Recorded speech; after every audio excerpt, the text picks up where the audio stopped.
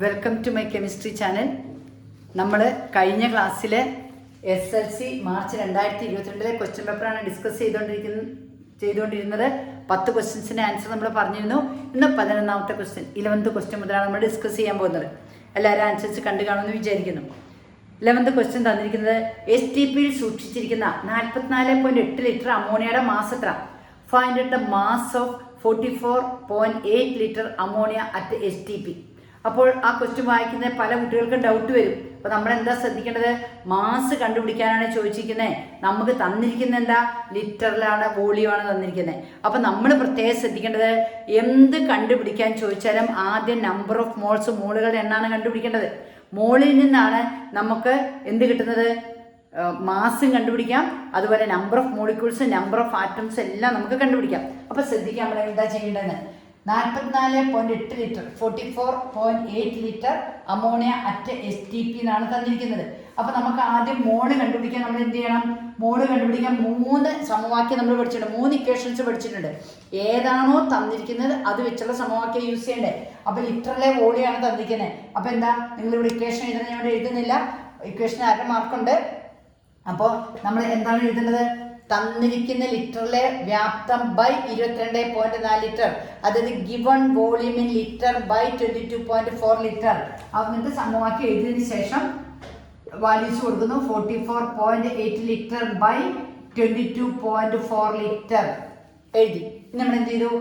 ലിറ്ററും cut ചെയ്യുന്നു. ഇത് cut ചെയ്ത് നമുക്കറിയാം 4 × 2 8, 2 × 2 4, 2 × 2 4, അപ്പോൾ 2 ആണ് കിട്ടുന്നത്, ഈക്വൽ ടു 2 മോൾസ് നമുക്ക് ആൻസർ കിട്ടി. വളരെ സിമ്പിളായിട്ട്. അപ്പോൾ ശ്രദ്ധിച്ചോണം, എന്താണോ തന്നിരിക്കുന്നത് അത് വെച്ചുള്ള സമവാക്യം ഉപയോഗിക്കുക. അവിടെ മോള് കണ്ടുപിടിക്കുക. ഇനി മോള് കണ്ടുപിടിച്ചതിന് ശേഷം നിങ്ങളുടെ മാസ, ഇത്രയും 44.8 ലിറ്ററിൻ്റെ മാസമാണ് ചോദിച്ചിരിക്കുന്നത്. അപ്പോൾ നമുക്കറിയാം 1 മോൾ അമോണിയയുടെ മാസ്, 1 മോൾ NH3 അമോണിയയുടെ മാസാണ് നമുക്ക് അറിയേണ്ടത്. അപ്പോൾ അമോണിയ, നൈട്രജൻ്റെയും ഹൈഡ്രജൻ്റെ അറ്റോമിക മാസൊക്കെ ക്ലൂ തന്നിട്ടുണ്ട്. അമോണിയയുടെ NH3 എന്ന് പറയുമ്പോൾ 14, നൈട്രജന് 14 പ്ലസ് ഹൈഡ്രജൻ 3 × 1 3 17 ഗ്രാമാണ് 1 മോൾ അമോണിയയുടെ. ഇവിടെ 2 മോൾസ് അമോണിയയുടെ തന്നിരിക്കുന്നത്. 2 മോൾസ് അമോണിയയുടെ ചോദിക്കുമ്പോൾ 2 മോൾസ് അമോണിയയുടെ മാസ് എന്ന് പറഞ്ഞ മാസ് = 2 × 17 = 34 ഗ്രാം. 34 ഗ്രാംസ് ആണ് കിട്ടുന്നത്. വളരെ സിമ്പിളായിട്ട് കണ്ടുപിടിക്കാൻ 2 മാർക്സിൻ്റെ ക്വസ്റ്റ്യനാണ്. അപ്പോൾ നിങ്ങൾക്ക് സെക്കൻഡ് ചാപ്റ്ററിലെ പ്രോബ്ലംസ് ആണ് നിങ്ങൾ എപ്പോഴും തെറ്റിക്കുന്നത്, ശ്രദ്ധക്കുറവുകൊണ്ടാണ് തെറ്റിക്കുന്നത്. ഇപ്പം നിങ്ങൾക്ക് മനസ്സിലായി, പ്രോബ്ലം വളരെ ഈസിയാണ്. 3 സമവാക്യങ്ങൾ പഠിച്ചിട്ടുണ്ട്. മാസ് ഗ്രാമിൽ തന്നാൽ എന്ത് ചെയ്യണം, അതുപോലെ തന്നെ ലിറ്ററിൽ തന്നാൽ നമ്മൾ വോളിയം തന്നാൽ എന്ത് ചെയ്യണം ഒക്കെ നമ്മൾ പഠിച്ചിട്ടുണ്ട്. അപ്പോൾ ലിറ്ററിലെ വോളിയാണ് തന്നിരിക്കുന്ന ലിറ്ററിലെ വ്യാപ്തം by 22.4 litre, given volume in litre by 22.4 litre വെച്ച് ഇക്വേഷൻ കണ്ടുപിടിച്ച് മോള് കണ്ടുപിടിക്കുന്നു. 1 മോളിൻ്റെ മാസ് മോളിക്കുലാർ മാസാന്ന് അറിയാം. അപ്പോൾ 2 മോളിൻ്റെ മാസ് 2 × മോളിക്കുലാർ മാസ്. അപ്പോൾ നമുക്ക് 34 ഗ്രാം കിട്ടും. മനസ്സിലായല്ലോ? ഇത്രയും സിമ്പിളായിട്ട് നമുക്ക് ആ പ്രോബ്ലം ചെയ്യാൻ സാധിക്കും. ഇനി അടുത്ത ക്വസ്റ്റ്യൻ തന്നിരിക്കുന്നു. 12th question. എന്താണ് electroplating? What is meant by electroplating? അതിന് ഒരു ക്വസ്റ്റ്യൻ കൂടി ചോദിച്ചിരിക്കുന്നു. ഒരു ഇരുമ്പ് വളയുടെ മുകളിൽ കോപ്പർ പൂശുമ്പോൾ ഇലക്ട്രോലൈറ്റായി ഉപയോഗിക്കുന്ന പദാർത്ഥം ഏത്? അയൺ ബാങ്കിൽ കോപ്പർ പ്ലേറ്റ് ചെയ്യാൻ ഏത് ഇലക്ട്രോലൈറ്റാണ് യൂസ് ചെയ്യുന്നത്? അപ്പോൾ ഇലക്ട്രോപ്ലേറ്റിംഗ് എന്ന് പറഞ്ഞാൽ ഒരു ലോഹത്തിന് മുകളിൽ മറ്റൊരു ലോഹം വൈദ്യുതി ഉപയോഗിച്ച് പൂശുന്നതിനെയാണ് ഇലക്ട്രോപ്ലേറ്റിംഗ് എന്ന് പറയുന്നത്. അതായത് by using electricity a metal can plated over another metal, that is known as electroplating. ഒരു മെറ്റലിൻ്റെ മുകളിലാണ് മറ്റൊരു മെറ്റൽസ് ആണ് പ്രത്യേകം ശ്രദ്ധിക്കണം. ബൈ യൂസിങ് ഇലക്ട്രിസിറ്റിയാണ്, ദാറ്റ് ഈസ് ഇലക്ട്രോപ്ലേറ്റിംഗ്. അപ്പോൾ ഇലക്ട്രോപ്ലേറ്റിങ്ങിൻ്റെ ഡെഫിനിഷൻ എഴുതാം. അതിനുശേഷം അയൺ ബാങ്കിലെ കോപ്പർ പ്ലേറ്റ് ചെയ്യാൻ കോപ്പറാണ് പ്ലേറ്റ് ചെയ്യേണ്ടത്. അതുകൊണ്ട് കോപ്പറിൻ്റെ സൊല്യൂഷനായി കോപ്പർ സൾഫേറ്റ് യൂസ് ചെയ്യണം. ഇരുമ്പ് വളയിൽ ചെമ്പ് കോപ്പറാണ് പൂശുന്നത്. അപ്പോൾ കോപ്പറിൻ്റെ സൊല്യൂഷൻ ആയിരിക്കണം കോപ്പർ സൾഫേറ്റ് ആയിരിക്കണം. CuSO4 ആണ് നമ്മൾ ഇലക്ട്രോലൈറ്റായിട്ട് യൂസ് ചെയ്യുന്നത്. 2 മാർക്സിൻ്റെ ക്വസ്റ്റ്യൻ ആണ്. Then next question. Atomic number 17 ഉള്ള ഒരു മൂലകത്തിൻ്റെ സബ്സ്ട്രേറ്റ് ഇലക്ട്രോവിന്യാസം എഴുതാം. വളരെ സിമ്പിളായിട്ടുള്ള ക്വസ്റ്റ്യൻ പേപ്പറാണ് കഴിഞ്ഞിടത്തെ. നല്ല ക്വസ്റ്റ്യൻസ് ആണ്. അത്യാവശ്യം ക്ലാസ്സിൽ ശ്രദ്ധിച്ചിരിക്കുന്ന കുട്ടികൾക്ക് നന്നായിട്ട് എഴുതാൻ പറ്റും. തന്നിരിക്കുന്ന അറ്റോമിക് നമ്പർ 17 തന്നിട്ടുണ്ട്. ഉള്ള ഒരു അറ്റോമിക് നമ്പർ 17 ആയ എലമെന്റിന്റെ സബ്സ്ട്രേറ്റ് ഇലക്ട്രോണിക് കോൺഫിഗറേഷൻ എഴുതാൻ പറഞ്ഞിരിക്കുന്നു. അപ്പോൾ 17 ആയിട്ട് നമ്മൾ എന്ത് എഴുതണം? 1s2, 2s2, 2p6, 3s2, count ചെയ്ത് നോക്കുക. 2, 4, 10, 12 ആയി. 3p 5 17 ആയി. അപ്പോൾ അറ്റോമിക് നമ്പർ 17 ആണ് തന്നിരിക്കുന്നത്. 2, 4, 10, 12, 17. അറ്റോമിക് നമ്പർ 17 ആയ എലമെന്റിന്റെ സബ്സ്ട്രേറ്റ് ഇലക്ട്രോണിക് കോൺഫിഗറേഷൻ നമ്മൾ എഴുതി. ഇനി നമ്മളോട് ചോദിച്ചിരിക്കുന്നത് പീരിയഡ് ടേബിളിലെ ഈ മൂലകത്തിന്റെ ഗ്രൂപ്പ് നമ്പർ, പീരിയഡ് നമ്പർ എന്നിവ കണ്ടെത്തുക. ഈ എലമെന്റിന്റെ പീരിയഡ് ടേബിളിലെ നമ്മുടെ പീരിയഡ് ടേബിളിന്റെ find out the group number and period number. അപ്പോൾ ഗ്രൂപ്പ് നമ്പർ കണ്ടുപിടിക്കാൻ നമ്മൾ എന്ത് ചെയ്യണം? നമുക്കറിയാം പിയിൽ എൻഡ് ചെയ്തേണ്ടത് പി ബ്ലോക്ക് എലമെന്റാണ്. ബ്ലോക്ക് നോക്കിയിട്ട് വേണം ഗ്രൂപ്പ് നമ്പർ ഫൈൻഡ് ഔട്ട് ചെയ്യാൻ. പിയുടെ ടോപ്പിലുള്ള നമ്പറിലൂടെ 12 ആഡ് ചെയ്യണം. പിയുടെ മുകളിലുള്ള നമ്പറിലൂടെ 12 കൂട്ടണം. 12 + 5 = 17. അത് 12 + 7 = 17. ഇത് 17th ഗ്രൂപ്പ് എലമെന്റ് ആണ്. 17th ഗ്രൂപ്പ് എലമെന്റ് ആണ് നമുക്ക് മനസ്സിലായി. ഇനി പീരീഡ് നമ്പർ നമ്മൾ ബിഗ്ഗസ്റ്റ് ഷെൽ നമ്പർ ആണ്, 3rd പീരീഡ് ആണ്. ഒരു ബുദ്ധിമുട്ടില്ലാതെ നമുക്ക് സിമ്പിൾ ആയിട്ട് ആൻസർ കണ്ടെത്താൻ സാധിക്കും. അപ്പോൾ ഇതിനെ കാണുമ്പോൾ നിങ്ങൾ പഠിച്ചു കഴിഞ്ഞു. പിന്നെ ഈ ഞാനിപ്പോൾ ഡിസ്കസ് ചെയ്യുന്ന ഒരു ആൻസർ നിങ്ങളുടെ ടെക്സ്റ്റ് തുറന്ന് നോക്കേണ്ട ആവശ്യമില്ല. കാരണം എല്ലാ ആൻസറും ഞാൻ ഇവിടെ പൂർണ്ണമായിട്ട് പറഞ്ഞു തരുന്നുണ്ട്. ടെക്സ്റ്റ് കൂടെ വായിച്ച് പിന്നെ പഠിക്കേണ്ട ആവശ്യമില്ല. ഇപ്പോൾ ഓരോ ആൻസേഴ്സ് നിങ്ങൾ പഠിച്ചു പോകുന്ന മിനിമം ഒരു 30 മാർക്ക് നിങ്ങൾക്ക്, അല്ലെങ്കിൽ 35 മാർക്ക് നിങ്ങൾക്ക് ഈ ക്വസ്റ്റ്യൻ പേപ്പർ പഠിച്ചാൽ മാത്രം കിട്ടും. കാരണം എല്ലാം മോഡൽ ക്വസ്റ്റ്യൻസാണ്. പിന്നെ കുറച്ച് ചേഞ്ചസ് വരുന്നേ ഉള്ളൂ. അപ്പോൾ ബാക്കി എന്തായാലും നിങ്ങൾ കുറേ കാര്യങ്ങൾ പഠിക്കില്ല. അപ്പോൾ നിങ്ങൾക്ക് A+ ഒരു ബുദ്ധിമുട്ടില്ലാതെ നിങ്ങൾക്ക് മേടിക്കാൻ പറ്റും. ഇനി നെക്സ്റ്റ് 14th ക്വസ്റ്റ്യൻ തന്നിരിക്കുന്നത് ബ്ലാസ്റ്റ് ഫർണസിന് ലഭിക്കുന്ന ഉരുകിയ അയണിൽ 4% കാർബണും മറ്റു മാലിന്യങ്ങളും അടങ്ങിയിരിക്കുന്നു. ഈ അയണിന് വിളിക്കുന്ന പേരുണ്ട്. അത് ബ്ലാസ്റ്റ് ഫർണസിന് നമുക്ക് കിട്ടുന്ന അയൺ നമുക്കറിയാം. അതിൽ 4% കാർബണും മറ്റ് ഇമ്പ്യൂരിറ്റീസ് ഒക്കെ ഉണ്ട് ഈ അയണിന്റെ. What's the name of that iron?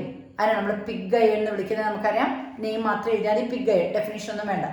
Then സ്ഥിരകാന്തങ്ങൾ നിർമ്മിക്കാൻ ഉപയോഗിക്കുന്ന അലോയ് സ്റ്റീൽ ഏത്? പെർമനന്റ് മാഗ്നറ്റ് ഉണ്ടാക്കാൻ വേണ്ടി യൂസ് ചെയ്യുന്ന, മാനുഫാക്ചറിന് യൂസ് ചെയ്യുന്ന, for the manufacturing of permanent magnet which alloy steel is used? മാഗ്നറ്റിന് നമുക്കറിയാം കാന്തിക സ്വഭാവമുള്ള അൽനിക്കോ കാന്തം ഓർത്തിരിക്കാൻ പറഞ്ഞു. അപ്പം അൽനിക്കോയാണ് നമ്മൾ യൂസ് ചെയ്യുന്നത്. ചില അലോയ് സ്റ്റീലുകളുടെ ഘടകങ്ങൾ ഒന്ന് തന്നെയെങ്കിലും അവയുടെ ഗുണങ്ങൾ എങ്ങനെയാണ് വ്യത്യാസപ്പെടുന്നത്? ചില അലോയ് സ്റ്റീലുകളുടെ ഘടകങ്ങൾ നമുക്കറിയാം. നമ്മൾ സ്റ്റെയിൻലെസ് സ്റ്റീലും അതുപോലെ തന്നെ നിക്രോമും, 2 അലോയ് സ്റ്റീലുകൾ, രണ്ടിൻ്റെയും കമ്പോണന്റ് എലമെന്റ്സ് സെയിമാണ്. പക്ഷെ അവിടെ ക്വാളിറ്റീസ് ഡിഫറെൻറ്റാണ്. വാട്ട്സ് എ റീസൺ എന്ന് ചോദിച്ചിരിക്കുന്നത്? എന്തുകൊണ്ടാണ്? അവയുടെ എലമെന്റിന്റെ റേഷ്യോയിൽ ഡിഫറൻസ് ഉണ്ട്. ഒരേ അനുപാതത്തിലല്ല എടുത്തിരിക്കുന്നത്. അതിൻ്റെ എലമെന്റ് ഡിഫറെൻറ്റ് റേഷ്യോയിൽ എടുക്കുന്നതുകൊണ്ടാണ് നമ്മുടെ ക്വാളിറ്റീസ് ഡിഫറെൻ്റ് ആകുന്നത്. അപ്പോൾ അത് പ്രത്യേകം ശ്രദ്ധിക്കുക. ടെക്സ്റ്റ് നമ്മൾ പഠിച്ച ആൻസേഴ്സാണ്. അതിന് 1 മാർക്കാണ്. അപ്പം 3 മാർക്ക് അവിടെ തന്നെ ചോദിച്ചിട്ടുണ്ട്. ഇനി നെക്സ്റ്റ് ക്വസ്റ്റ്യൻ 15th ക്വസ്റ്റ്യന് നമ്മൾ സ്ഥിരമായിട്ട് കാണുന്ന ഇക്വേഷനാണ്. എന്തായാലും ക്വസ്റ്റ്യൻ പേപ്പറിൽ അതുണ്ടാവും. നമ്മുടെ അമോണിയയുടെ preparation N2 + 3H2 giving double arrow 2NH3 + heat, താപം. ഈ ഇക്വേഷനാണ് തന്നിരിക്കുന്നത്. അവിടെ അതിൽ നിങ്ങളോട് ചോദിച്ചിരിക്കുന്ന ക്വസ്റ്റ്യൻസ്. ഈ സന്തുലനാവസ്ഥയിൽ ചുവടെ തന്നിരിക്കുന്ന ഘടകങ്ങൾ ഉൽപ്പന്നത്തിന്റെ അളവിനെ എങ്ങനെ സ്വാധീനിക്കുന്നു? ചില ഫാക്ടേഴ്സ് താഴെ കൊടുത്തിരിക്കുന്നു. ഇതൊക്കെ പ്രോഡക്റ്റിന്റെ ക്വാണ്ടിറ്റിയെ എങ്ങനെ ഇൻഫ്ലുവൻസ് ചെയ്യുന്നു? താഴെ പറയുന്ന ഫാക്ടേഴ്സ് ഈ ഇക്വേഷനിലെ പ്രോഡക്റ്റായ അമോണിയയുടെ ക്വാണ്ടിറ്റിയെ എങ്ങനെയാണ് ഇൻഫ്ലുവൻസ് ചെയ്യുന്നതെന്ന ക്വസ്റ്റ്യൻ ചോദിച്ചിരിക്കുന്നത്. ഫസ്റ്റ് താപനില കുറയ്ക്കുന്നു, ഡിക്രീസ് ദ ടെമ്പറേച്ചർ. നമുക്കറിയാം ഇത് എക്സോതെർമിക് റിയാക്ഷൻ ആണെങ്കിലും മിനിമം ഒപ്റ്റിമം ടെമ്പറേച്ചറിലെ റിയാക്ഷൻ നടക്കുള്ളൂ. അപ്പോൾ ടെമ്പറേച്ചർ ഡിക്രീസ് ചെയ്താൽ റിയാക്ഷൻ്റെ സ്പീഡ് കുറയും, സ്ലോ ആയിട്ട് റിയാക്ഷൻ നടക്കുള്ളൂ. സോ പ്രോഡക്റ്റിൻ്റെ ക്വാണ്ടിറ്റി കുറയും. അപ്പോൾ ഇവിടെ ഉൽപ്പന്നത്തിൻ്റെ അളവ് കുറയുകയാണ് ചെയ്യുന്നത്. സെക്കൻഡ് വൺ, മർദ്ദം കൂട്ടുന്നു. പ്രഷർ ഇൻക്രീസ് ചെയ്യുന്നു. നമുക്കറിയാം ഇവിടെ പ്രഷർ ചോദിക്കുമ്പോൾ എപ്പോഴും ബാലൻസ് ഇക്വേഷൻ വേണം. 1+3 ക്ലാസ് ഞാൻ വിശദമായിട്ട് പറഞ്ഞതാണ്. 1+3 ഗിവിംഗ് 2, 4 ഗിവിംഗ് 2. 4 വോളിയം റിയാക്റ്റൻസ് പ്രവർത്തിച്ച് 2 വോളിയം പ്രോഡക്റ്റ് ആയിട്ട് മാറുന്നു. 4 വ്യാപ്തം അഭികാരങ്ങൾ പ്രവർത്തിച്ച് 2 വ്യാപ്തം ഉൽപ്പന്നമാണ് കിട്ടുന്നത്. അപ്പോൾ വ്യാപ്തം കുറഞ്ഞത് കൊണ്ട് മർദ്ദം കൂട്ടിക്കൊടുത്തിട്ടുണ്ട്. ഇവിടെ ഹൈ പ്രഷർ യൂസ് ചെയ്യണം. അപ്പം മർദ്ദം കൂട്ടുമ്പോൾ അല്ലെ പ്രഷർ കൂട്ടിക്കൊടുക്കുമ്പോൾ ഉൽപ്പന്നത്തിൻ്റെ അളവ് കൂടുകയാണ് ചെയ്യുന്നത്. പ്രോഡക്റ്റിൻ്റെ ക്വാണ്ടിറ്റി ഇൻക്രീസ് ചെയ്യുന്നു. ദെൻ സി, വ്യൂഹത്തിൽ നിന്ന് അമോണിയ തുടർച്ചയായി നീക്കം ചെയ്യുന്നു. അമോണിയ സിസ്റ്റത്തിൽ നിന്ന് റിമൂവ് ചെയ്തുകൊണ്ടിരിക്കുന്നു. അപ്പോൾ അമോണിയ പ്രോഡക്റ്റ് ആണ്. പ്രോഡക്റ്റ് റിമൂവ് ചെയ്തുകൊണ്ടിരിക്കുമ്പോൾ ബാക്ക്വേർഡ് റിയാക്ഷൻ്റെ സ്പീഡ് കുറയും. ബാക്ക്വേർഡ് റിയാക്ഷൻ്റെ സ്പീഡ് കുറയുന്നുണ്ട്. ലേഷ് പ്രിൻസിപ്പിൾ പ്രകാരം ഫോർവേഡ് റിയാക്ഷൻ്റെ സ്പീഡ് ഇൻക്രീസ് ചെയ്ത് സ്പീഡ് കൂടി കൂടുതൽ അമോണിയ ലഭിക്കുന്നു. പ്രോഡക്റ്റിൻ്റെ ക്വാണ്ടിറ്റി ഇൻക്രീസ് ചെയ്യുന്നു. പ്രവർത്തനത്തിൻ്റെ ഉൽപ്പന്നത്തിൻ്റെ അളവ് കൂടുന്നു.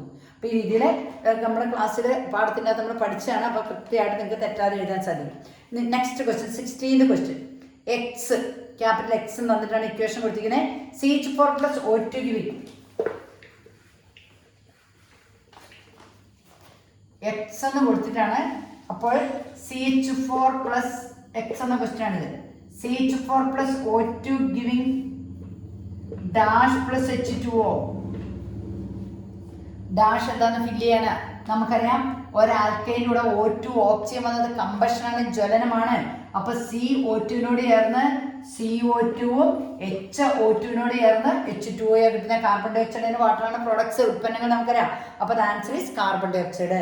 Then y question. അപ്പൊ എക്സിന്റെ ആൻസർ ഡാഷ് ഇട്ടിരിക്കുന്നത് CO2.